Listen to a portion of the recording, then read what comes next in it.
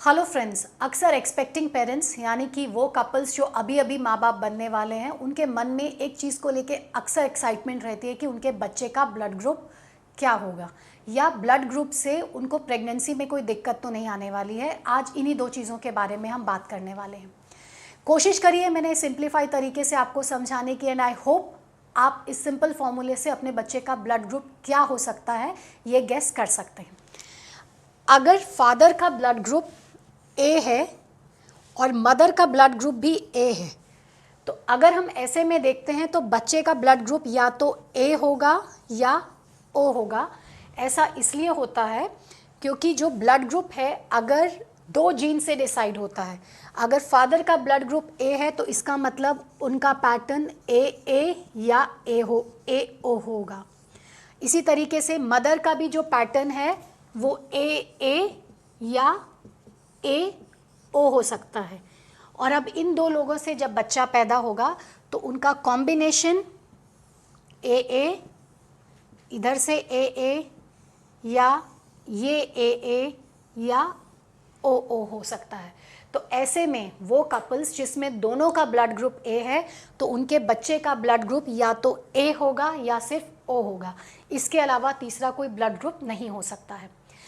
अगर suppose father का blood group है ए, यानी कि उनका पैटर्न हो सकता है ए या फिर ए ओ, और मदर का ब्लड ग्रुप है बी तो उनका पैटर्न होगा बी या बी ओ। ऐसे में अगर हम देखना चाहें कि आपके बच्चे का ब्लड ग्रुप क्या होगा तो वो हो सकता है ए बी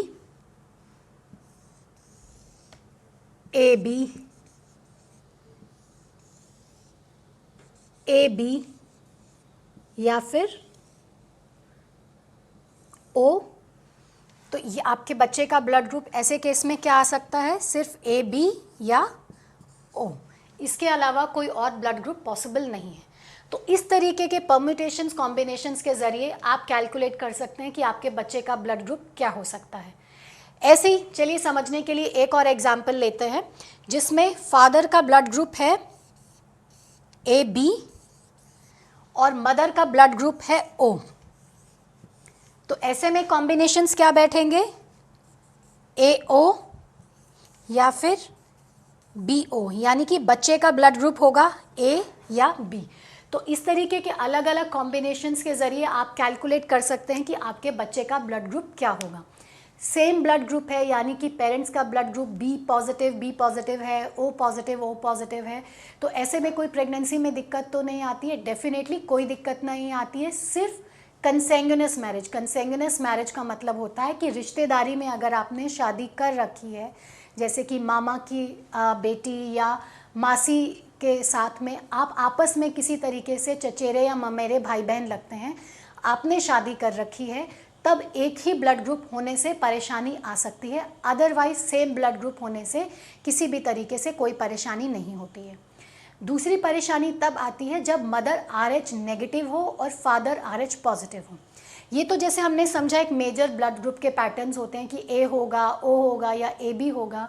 इसी के साथ में हमारा एक RH पैटर्न भी अटैच्ड होता है कि आपका ब्लड ग्रुप पॉजिटिव होगा या नेगेटिव होगा।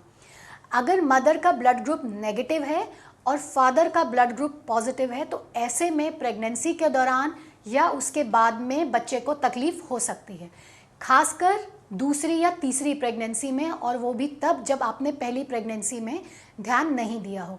इसे हम बोलते हैं RH नेगेटिव प्रेगनेंसी।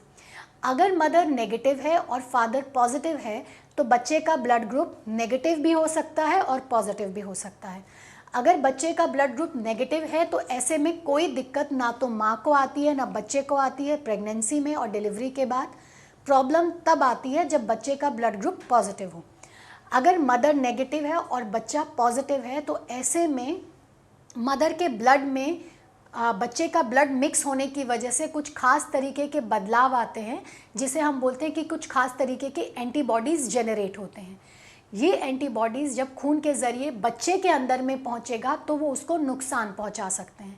अगर पहली प्रेगनेंसी में इस चीज़ का ध्यान नहीं दिया गया है और ये एंटीबॉडीज़ ऑलरेडी बन चुकी हैं बॉडी में और ऐसे में प्रेगनेंसी है, तो उस सूरत में अबॉर्शंस हो सकते हैं, बच्चे में बनावटी खराबी आ सकती है जिसे हम बोलते हैं हाइड्रॉप्स, या आम भाषा में बोलते हैं कि बच्चा पूरा सूज सकता है, उसमें खून की कमी हो सकती है, हार्ट फेलियर हो सकता है। ये तब होता है जब इस चीज़ की मात्रा बहुत ज़्यादा होती है। शुरुआती स्टेज में जब हल्का फुल्का एंटीबॉडी रिएक्शंस होता है, तो ऐसे में जब बच्चा माँ के पेट में होता है तब तो कोई दिक्कत नहीं आती है, लेकिन डिलीवरी के बाद बच्चे को पीलिया की शिकायत या खून की कमी होगी, इसकी शिकायत ज़्यादा रहती है। तो अब इन सब चीज़ों से बचने का एक सिंपल सा तरीका ये है कि आप पहले से ही एश्योर कर लें कि आपका ब्लड ग्रुप अगर नेगेटिव है तो आप अपने हस्बैंड का ब्लड ग्रुप चेक कराएं। अगर उनका पॉजिटिव आता है तो प्रेगनेंसी के दौरान फर्स्ट ट्राइमेस्टर यानी कि पहले के 3 महीनों में और फिर 28 से 30 हफ्ते के बीच में एक खास तरीके का ब्लड टेस्ट जिसे हम बोलते हैं ICT या इनडायरेक्ट कूम्स टेस्ट की सलाह आपके डॉक्टर दे सकते हैं, और उसके बाद कुछ खास इंजेक्शन जिसे हम बोलते हैं NTD उसे लगाने की सलाह भी आपको दी जा सकती है। और डिलीवरी के बाद जैसे ही डिलीवरी होती है तुरंत ही बच्चे का ब्लड ग्रुप चेक कराना बहुत ज़रूरी होता है। अगर बच्चे का ब्लड ग्रुप नेगेटिव है तो आपको और कुछ नहीं करना है। अगर बच्चे का ब्लड ग्रुप पॉजिटिव होता है तो डिलीवरी के 72 घंटे यानी कि 72 आवर्स के अंदर अंदर में आपको NTD ज़रूर लगाना है और केयरफुली वॉच करना है कि बच्चे में अगले 5-7 दिन 10 दिनों के अंदर में पीलिया का लक्षण तो नहीं आ रहा है। I hope blood group related कुछ भी क्वेरीज आपकी थी जो प्रेगनेंसी में आपको परेशानी दे सकती हैं, आपकी इस वीडियो के बाद क्लियर हो गई होंगी। इसके बाद भी अगर आपके कुछ सवाल जवाब हैं तो प्लीज़ हमें ज़रूर कमेंट करिएगा। अगर आपके ऐसे कोई सवाल हैं जिन्हें आप पब्लिकली शेयर नहीं कर सकते हैं या जिन्हें मैं पब्लिकली आंसर करने में कंफर्टेबल नहीं हूं, तो आप मुझे DM कर सकते हैं मेरे इंस्टाग्राम अकाउंट पे, और इंस्टाग्राम अकाउंट की डिटेल्स नीचे डिस्क्रिप्शन में दी गई हैं। तो प्लीज हिचकिचाइए नहीं, जो भी आपके कुछ पर्सनल सवाल जवाब है आप मुझे इंस्टाग्राम में DM कर सकते हैं।